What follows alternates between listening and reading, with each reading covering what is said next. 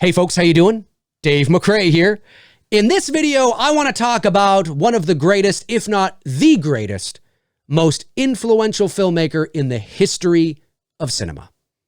Steven Spielberg, my favorite director of all time, my favorite filmmaker of all time, Steven Spielberg. Now, obviously, when I talk about Spielberg being the most influential filmmaker in the history of cinema, the GOAT, I'm talking about it from a specific perspective, right? There were incredibly talented filmmakers, amazing directors before Spielberg, at the time of Spielberg, when he was coming up through his prime, and of course now.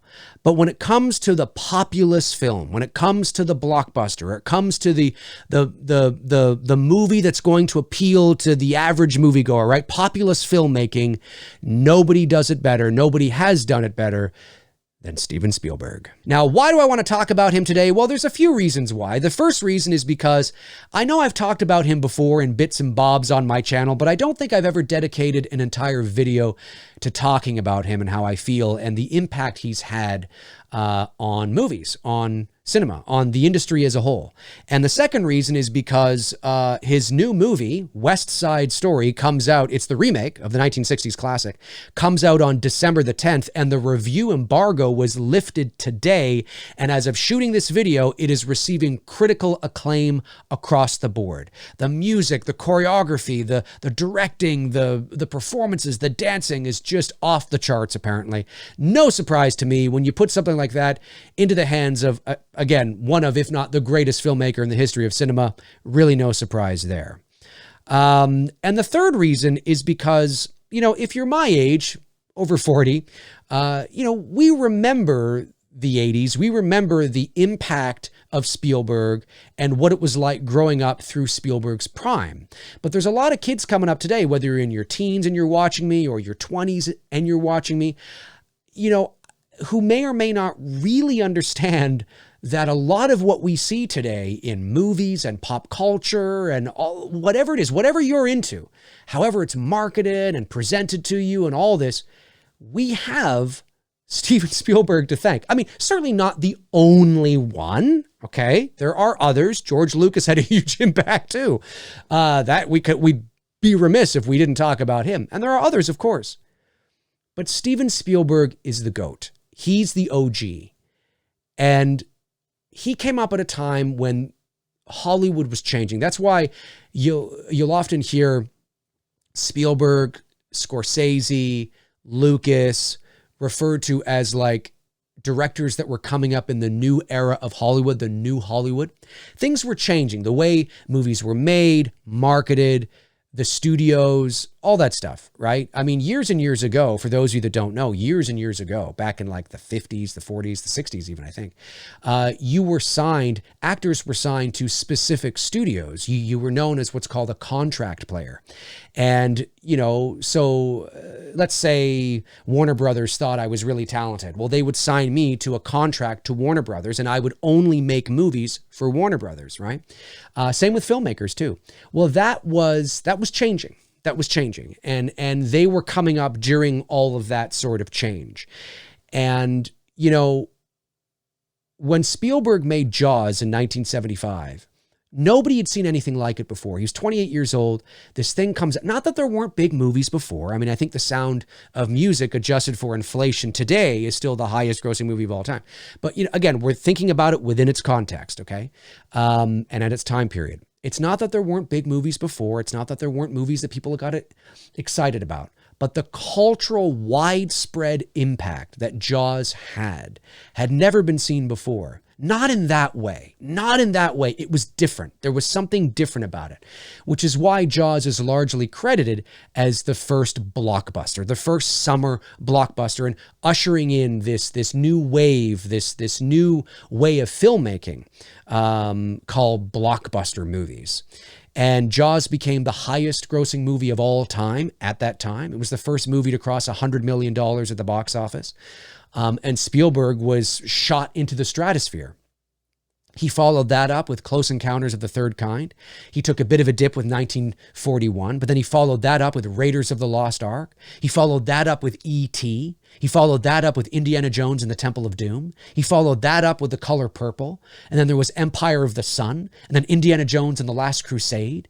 You know, I believe he even had, there were a couple other movies he had in there. And then, of course, Hook and Jurassic Park, Schindler's List, Saving Private Ryan. I mean, there are filmmakers out there, myself included, who would be incredibly thankful to have one movie that penetrates even just a tiny little bit the pop culture on some little small scale. Oh, cool. Oh, that's kind of cool. I see my movie on the side of a bus, you know, or something. I mean, to be at that level, you know, and those are just the movies he directed. Again, through the 1980s when pop culture was changing and, you know, in came MTV and video and home movie releases. And it was the perfect storm.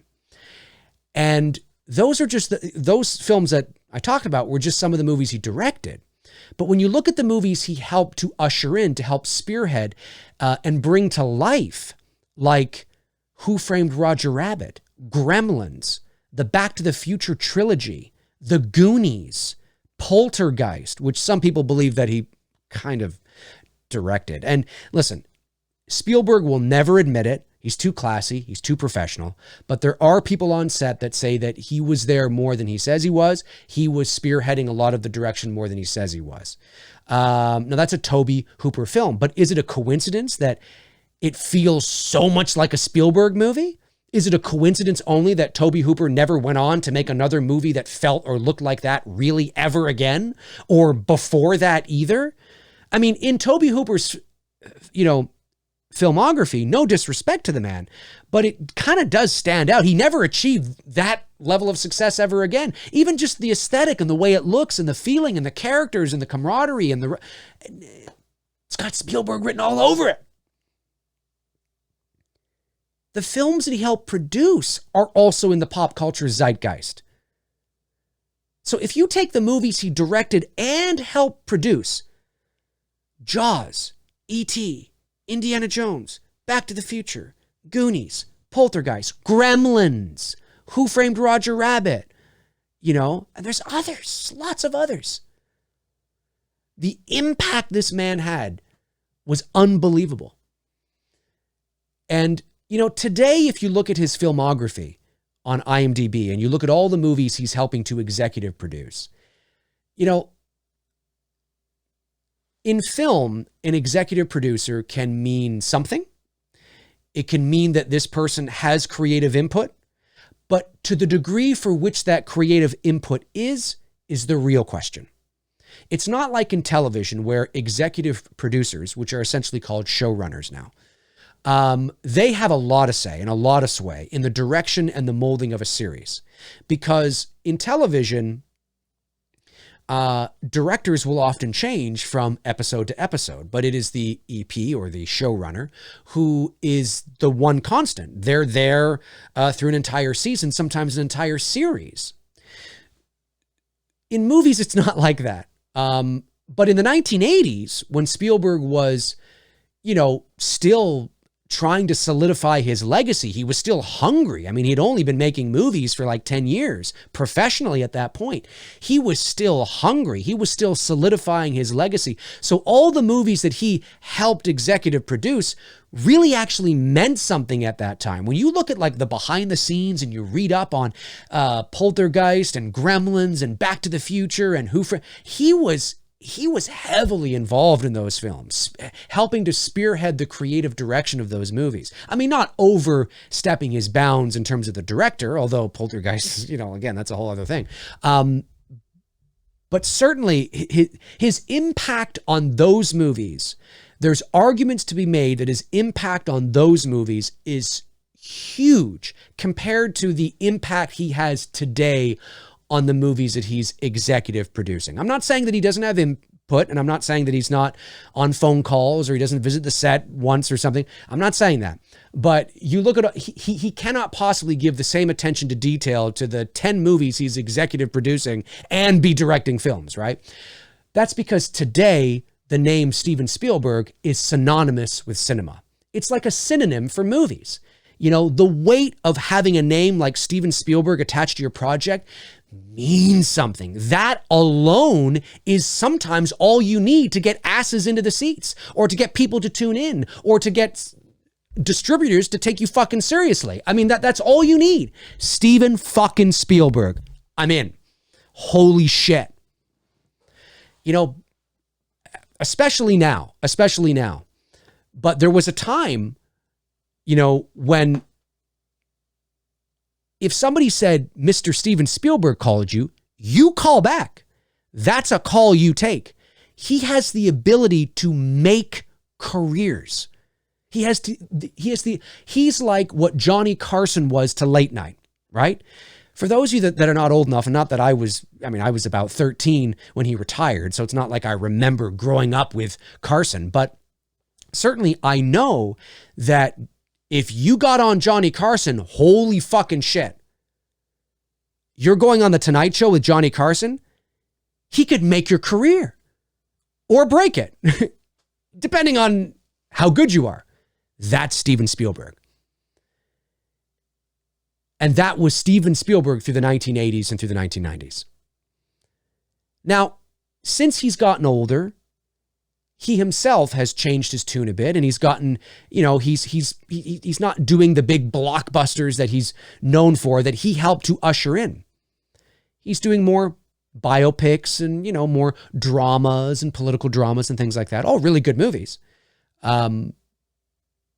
Because he doesn't need to do those films anymore. He has nothing to prove. He's the originator of it all. All those blockbusters you see today, all those big spectacle movies you see today, have Steven Spielberg to thank. Now, that doesn't mean that we would never have gotten there. You know, yes, I understand, you know, that's a blanket statement, and sure, maybe we still would have ended up where we were, perhaps, sure.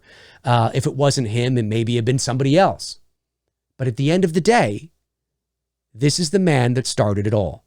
In terms of the era we're in, the fantastical, the pop culture, the t-shirts, the hats, the way things are marketed, the way movies were made, the way that studios saw they could make movies this way and infect people this way and market films like this. Steven Spielberg. And it's crazy. It's crazy to think that this legend is still making movies. You know, the last sort of spectacle that he made, the blockbuster, let's say, like a big, you know, was Ready Player One. And, you know, like a traditional Spielberg kind of film.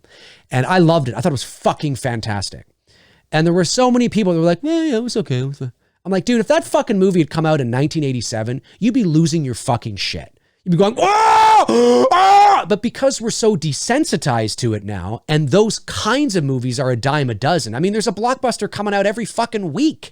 You know what I mean? That's not what it was like in the 70s and the 80s. You know, now there's a blockbuster every weekend. Not like it was back in the day, right? But we're just so desensitized to it. But all those Marvel movies, all those DC movies, all those big spectacle films, again, it's not just Steven Spielberg. But we have that man to thank. He's the OG. He ushered it in, you know, and his impact is just unbelievable, you know. So it is no surprise to me that West Side Story is receiving critical acclaim. Those trailers look fucking fantastic. He's still a brilliant filmmaker. I think people are so used to him being the blockbuster guy, you know, the E.T.s, the Indiana Joneses, the Jaws, the Jurassic Parks, that when he goes and he makes a political drama like The Post or Bridge of Spies or Munich or whatever, they don't understand that how good those movies really are too. You know, they're just different. He's older. He's 75. He, you know, I mean, you change as a filmmaker, you change as an artist as well, right? You evolve. But those films are great too. You know, Minority Report, my God, fucking fantastic movie. War of the Worlds, I thought was really good. I even liked The Terminal. I thought that was a cute little romantic comedy. It was great. But I just wanted to give some appreciation to this man because I think that people our age sometimes forget.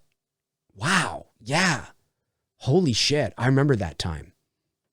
I remember how magical that time was. I remember how magical the 1980s were and how Spielberg's name was everywhere. You know, everywhere in terms of the big, impactful movies.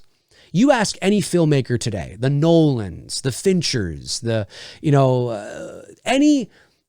not every filmmaker, but most filmmakers, I think today, would say to you, oh yeah, Spielberg was, if not the inspiration, an absolute inspiration for me to get into making movies. I wanted to become a director because of him. We have Spielberg to thank for Stranger Things, for God's sakes. Yes, I know you can include Carpenter and Stephen King in there, but the relationships, the feeling, the kids, the riding of the bikes, it's all Spielberg, man.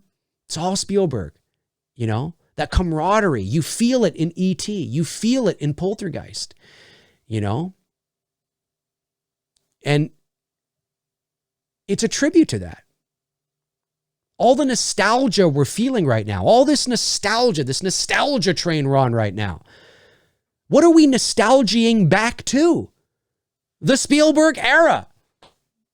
I mean, it's not necessarily all the nostalgia is not necessarily his movies, like Ghostbusters, for example, right? That's not a Spielberg film, but but the question is, would Ghostbusters have existed if it wasn't for Steven Spielberg?